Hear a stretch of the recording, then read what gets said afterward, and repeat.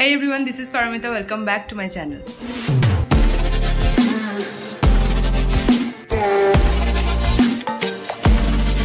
এখন বাজে সকাল 5:30। সো সবাইকে গুড মর্নিং। তো নিশ্চয়ই ভাবছো সকাল 5:30টার সময় এত সেজে গুজে মেয়েটা কোথায় যাচ্ছে। বলবো সব বলবো, ক্রমশ প্রকাশ্য। তো ব্লগটা এন্ড অবধি দেখতে থাকো, কোথায় যাচ্ছি কি করছি পুরোটাই থাকবে ভিডিওতে। তো চলো বেরিয়ে পড়ি। তো খুব সকাল সকালই আমরা ফুল ফ্যামিলি একদম বেরিয়ে পড়েছি এই সকালের সুন্দর দৃশ্য আর সুন্দর আবহাওয়া অনুভব করতে করতে যাওয়ার জন্য।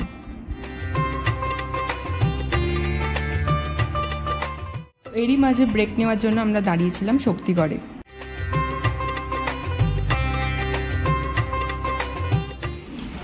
এখন বাজছে 8:45 আর আমরা এখন শক্তিগড়ে আছি টি ব্রেকের জন্য। চা অর্ডার দিয়ে বসে আছি। চা না খেলে ঠিক সকালটা ঠিক শুরু হয় না।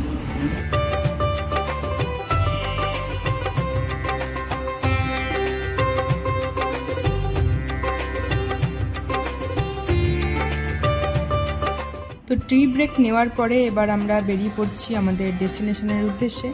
তো কিছুটা পথ অতিক্রম করে চলে এসেছি আমরা বর্ধমানের 108 শিব মন্দিরের কাছে। একদিনের ছোট্ট একটা ট্যুরের প্ল্যান করলে এই মন্দিরটা একদম বেস্ট একটা জায়গা। তো খুব বেশি দূরও নয় আমাদের কলকাতা থেকে, বর্ধমান খুবই কাছে।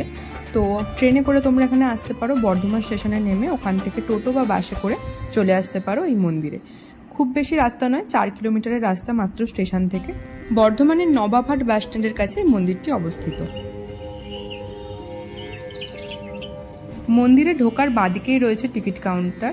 মাত্র 2 টাকা মূল্যে তোমরা এই ভিতরে প্রবেশ করতে পারো।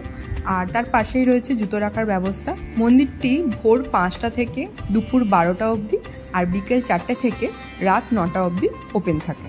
মন্দিরের পরিবেশটা একদম মন ভরে যাওয়ার মতো।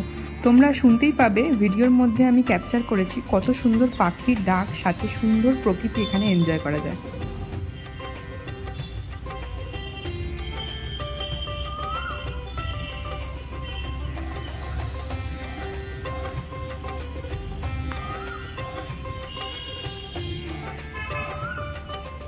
এটা আমার ফার্স্ট টাইম নয়, অনেকবার এসছি এর আগে।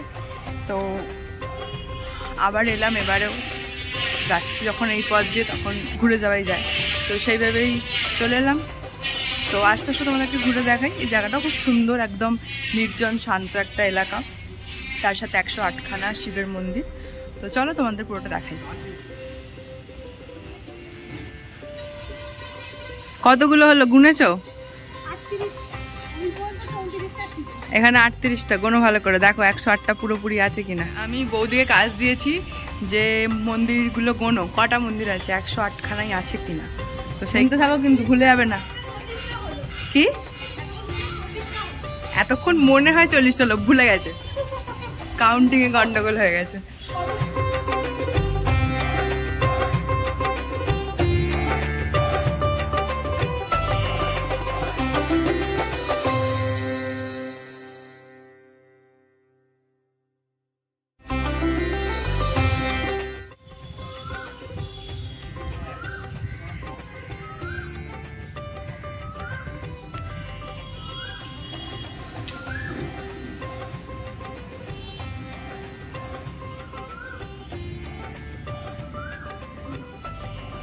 আজকের ওয়েদারটাও বেশ ভালো আছে, বেশি রোদ ওঠেনি, হালকা হালকা রোদ, হাওয়াও দিচ্ছে হালকা হালকা।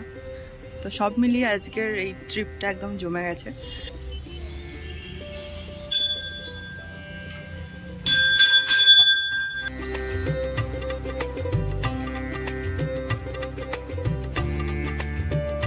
তোমরা চাইলে এই মন্দিরে পুজোও দিতে পারো।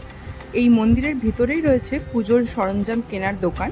তোমরা সেখান থেকে জিনিসপত্র কিনে মন্দিরে পুজো দিতে পারো।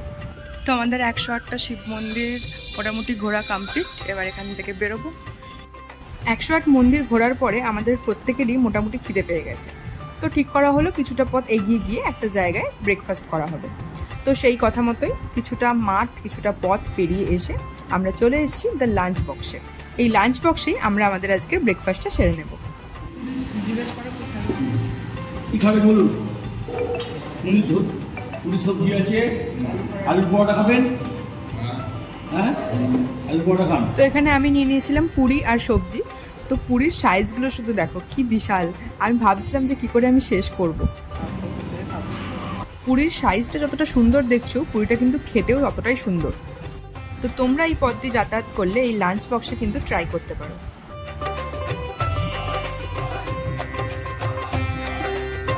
তো কিছুটা পথ পেরিয়ে আসার পরেই চোখে পড়লো সোনাঝুরি হাট।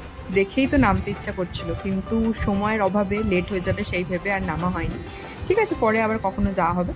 তো আমরা এখান থেকে চলে গেলাম সোজা আমাদের গন্তব্যস্থলের দিকে।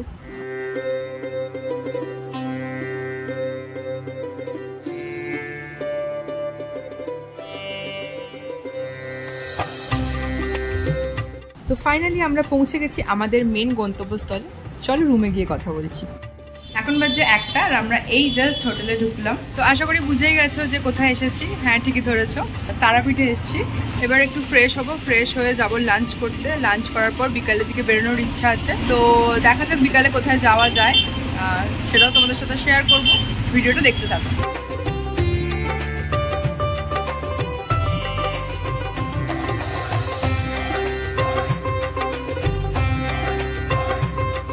তো 4:30 বেজে গেছে, এবার বেরোবো একটু।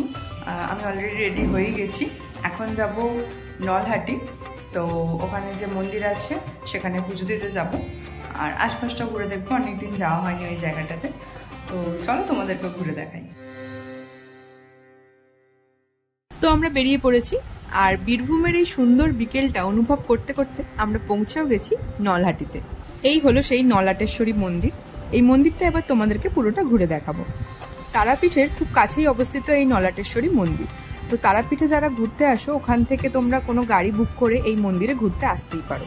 এই মন্দিরটি 51টি সতীপীঠের মধ্যে একটি অন্যতম। বলা হয় যে এইখানে মায়ের কণ্ঠনালী পড়েছিল, তার থেকে এই জায়গাটার নাম হয় নলাটেশ্বরী। মায়ের পাথরের এই মূর্তিটির সৌন্দর্য অপরূপ। এখানেও পুজো দেওয়ার ব্যবস্থা রয়েছে, তোমরা চাইলে ডালা কিনে পুজো দিতে পারো। মায়ের মন্দিরের ঠিক পাশেই রয়েছে সিদ্ধিদাতা গণেশের আরেকটি মন্দির। এবার ধীরে ধীরে সন্ধে হয়ে আসছে, তো এবার আমরা এখান থেকে বেরোবো। আমাদের পুজো দেওয়াটা কমপ্লিট। তো চলো বেরিয়ে পড়ি তারাপীঠের উদ্দেশ্যে। আবার ফেরার সময় খিদে পেয়ে যাওয়াতে দাঁড়ানো হয়েছে একটি ধাবাতে। সেখানে নেওয়া হয়েছে ফিশ কাটলেট, চিকেন পকোড়া, আর তার সাথে 1 কাপ গরম গরম চা। চলে এসেছি হোটেলে। নলাটেশ্বরী মন্দির থেকে ঘুরে, মন্দিরটা তোমাদের ঘুরে দেখালাম। অনেক কিছু করে দিয়েছে এখন মন্দিরটা। যখন অনেক আগে গিয়েছিলাম ছোটোবেলায়, তখন এত কিছু ছিল না, মানে একদম সেই মাটির একটা মন্দির করা ছিল। তো এখন অনেক উন্নত করে দিয়েছে, খুব ভালো লাগলো ঘুরে জায়গাটা। আর এখন 8টা বেজে গেছে অলরেডি। তো এবার একটু আড্ডা ফাটা দেবো, তারপরে ডিনার করে ঘুমিয়ে যাব। তো আজকের মতো দিনটা এখানেই এন্ড করব। কালকের পুরো দিনটা নেক্সট পার্টে দেখাবো। আজকের ভিডিওটা কেমন লাগলো অবশ্যই আমাকে কমেন্ট করে জানিও। ভিডিওটা ভালো লাগলে অবশ্যই একটা লাইক করে দিও। নিজেদের ফ্রেন্ডস অ্যান্ড ফ্যামিলির সাথে ভিডিওটা শেয়ার করো। আর যারা আমার চ্যানেলে নতুন, চ্যানেলটিকে সাবস্ক্রাইব করে দিও। পাশে থাকা বেল আইকনটা অন করে দিও, যাতে তোমরা অল নোটিফিকেশান টাইমলি পেয়ে যাও। তো আজকের ভিডিও এতটা। নেক্সট পার্টের জন্য ওয়েট করো, খুব তাড়াতাড়ি আসতে চলেছে নেক্সট পার্ট। আজকের মতো টাটা।